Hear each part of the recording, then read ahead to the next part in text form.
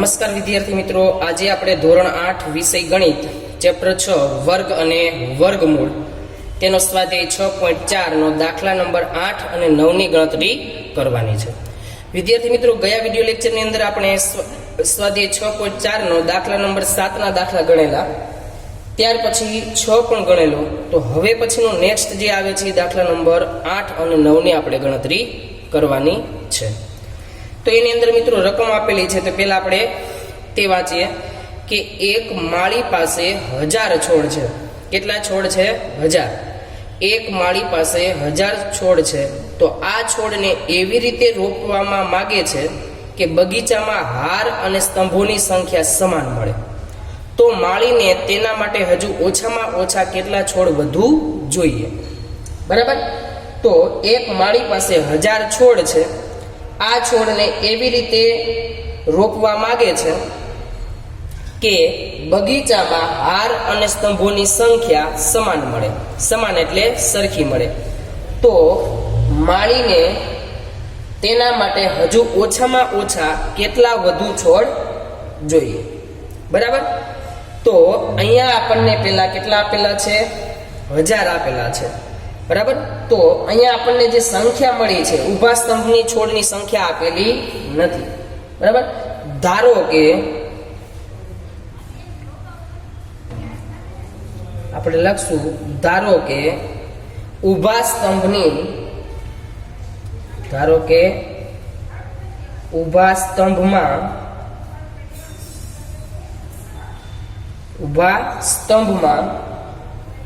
x છોડ રોપે છે. x છોડ રોપે છે. બરાબર. અને આડી હારમાં પણ x છોડ રોપે છે. આડી હારમાં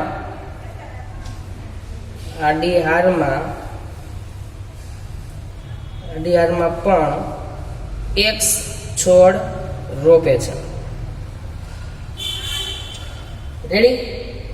કુલ જરૂરી છોડ અહીં લખશું, કુલ જરૂરી છોડ બરાબર x ગુણ્યા x થશે, એટલે કે x નો સ્ક્વેર થશે. બરાબર. x નો સ્ક્વેર. પરંતુ માળી પાસે કુલ કેટલા છોડ છે? કુલ 1000 છોડ છે. કુલ છોડની સંખ્યા બરાબર 1000. બરાબર. તો આપણે અહીંયા લખી શકીએ કે x નો સ્ક્વેર બરાબર 1000. વિદ્યાર્થી મિત્રો, એને ભાગાકારની સ્વરૂપે પણ દર્શાવી શકાય. 1000 આપેલા છે તો એને બે સંખ્યા વડે આપણે જોઈએ તો 3 નો વર્ગ થાય 9, 4 નો વર્ગ થાય 16, એટલે વધી જાય 3 નો વર્ગ થશે 9. બરાબર. તો આ બાજુ થશે માઇનસ, આ બાજુ થશે પ્લસ. 10 માંથી 9 જાય એટલે 1 વધશે. 3 ને 3 6. હવે અહીંયા સંખ્યા છે, આપણે 2 વડે ગુણશું તો 2 2 4 ને 2 6 12, 100 થી વધી જાય એટલે 1 વડે જ આપણે એને ગુણવી પડે. 1 1 અને 1 એટલે 61 એકા કેટલા થાય? 61. અહીંયા પ્લસ 100 માંથી 61 બાદ કરો એટલે કેટલા આવે? 39. અને અહીંયા 61 પ્લસ 1 એટલે 62. રેડી. તો અહીંયા આપણને જે સંખ્યા મળે છે કેવી રીતે મળશે? 1000 આવ્યા છે તો x બરાબર આપણે એને વર્ગમૂળમાં લખી શકીએ 1000 ને. રેડી. 1000 એ પૂર્ણ સંખ્યા નથી. જુઓ, 29 શેષ છે. તો અહીં લખશું 1000 એ પૂર્ણ સંખ્યા નથી. અહીં 39 શેષ વધે છે. બરાબર. 39 શેષ વધે છે. પણ આપણને ભાગફળ શું મળેલું છે? 31. એટલે કે 31 નો સ્ક્વેર ગ્રેટર ધેન બરાબર 1000, કારણ કે લેસ ધેન કરવા પડશે. હવે 31 નો સ્ક્વેર એટલે 31 થી મોટી સંખ્યા કઈ? 32. અહીં લખશું 31 થી મોટી સંખ્યા 32 છે. એટલે આપણે 32 નો સ્ક્વેર કરો તો કેટલો થાય 1024. બરાબર. તો નીચે લખશું જરૂરી છોડ બરાબર 1024 માઇનસ કેટલા કરવા પડશે 1000. જવાબ બરાબર કેટલા આવે 24. બરાબર. તો અહીંયા આપણે લખશું કે હારમાં અને સ્તંભમાં, અહીં હારમાં અને સ્તંભમાં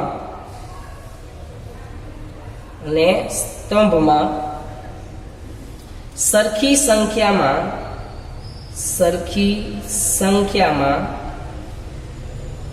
સંખ્યામાં છોડ રોપવા બીજા 24 છોડ જોઈશે. બરાબર. ખ્યાલ આવી ગયો. તો આવી રીતે આપણે આ લખાણને જે છે કોયડા ટાઈપ એ રીતે આપણે લખી શકીએ. રેડી.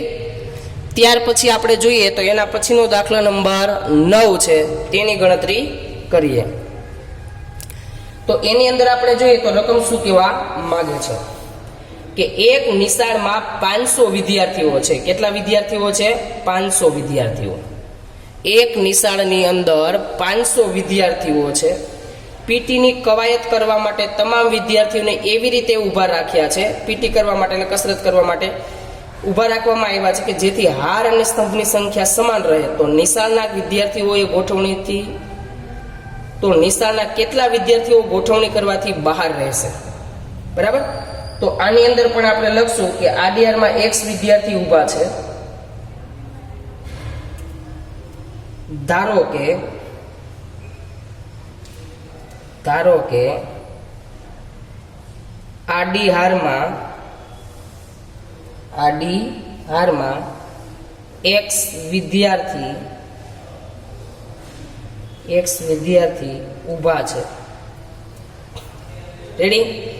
અને ઊભા સ્તંભમાં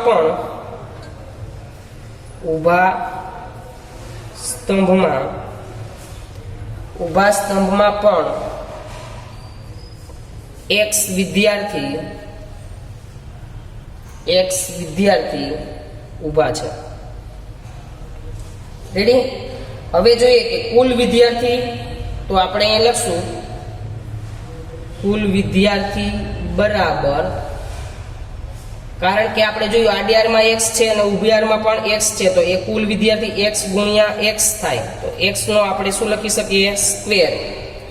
બરાબર. હવે વિદ્યાર્થીઓની સંખ્યા કુલ 500 છે. વિદ્યાર્થીની કુલ સંખ્યા 500 છે. બરાબર. હવે જો આપણે એને ભાગાકાર સ્વરૂપે દર્શાવીએ તોય દર્શાવી શકીએ. 5 છે એટલે 2 2 4 થશે. બરાબર. અહીંયા બાદબાકી થશે, અહીંયા સરવાળો. 5 માંથી 4 જાય એટલે 1, ઉપરથી 2 જીરા ઉતરશે. 2 ને 2 4 થશે. અહીંયા એવી સંખ્યા લેવાની છે કે 100 થી નાની રહે. બરાબર. તો 4 છે તો 4 ને 1 વડે ગુણો તો 41 એકા 41 થશે. ત્યાર પછી 2 વડે આપણે એને ગુણીએ તો 2 2 4 ને 2 4 8 એટલે 84 થશે. બરાબર.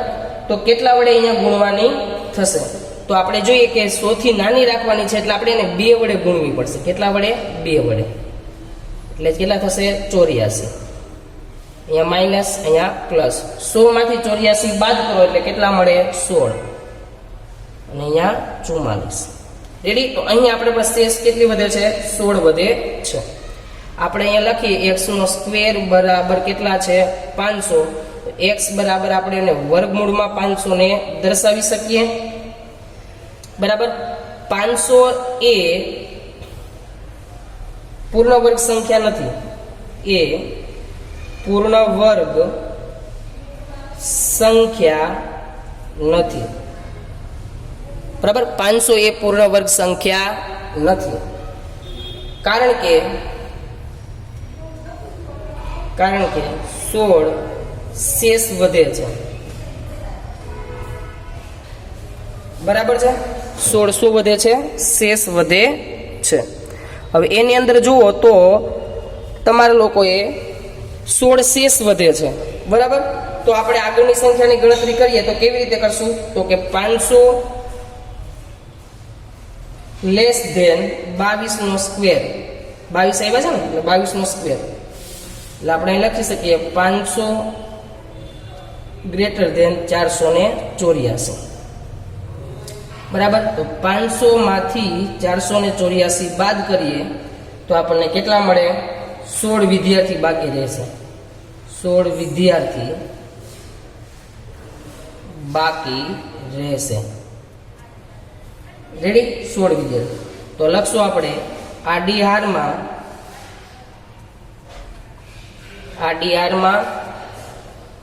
અને ઊભા સ્તંભમાં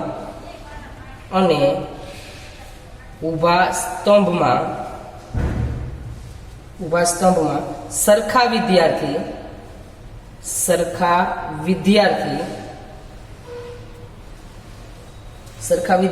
રાખતા 16 વિદ્યાર્થી બહાર રહેશે. 16 વિદ્યાર્થી બહાર રહેશે, બરાબર છે. 16 વિદ્યાર્થી શું રહેશે? બહાર રહેશે, બરાબર. તો આ વિદ્યાર્થી મિત્રો આવી રીતે આપણે આ દાખલાની ગણતરી કરી શકીએ. આ એક ટાઈપના કોયડા છે, બરાબર, કે આપણે આને ધારવી પડે રકમને અને ત્યાર પછી જ આપણે એની ગણતરી કરી શકીએ. તો વિદ્યાર્થી મિત્રો આ વિડીયોને આપણે અહીંયા પૂર્ણ કરીએ છીએ, બરાબર. જય હિન્દ.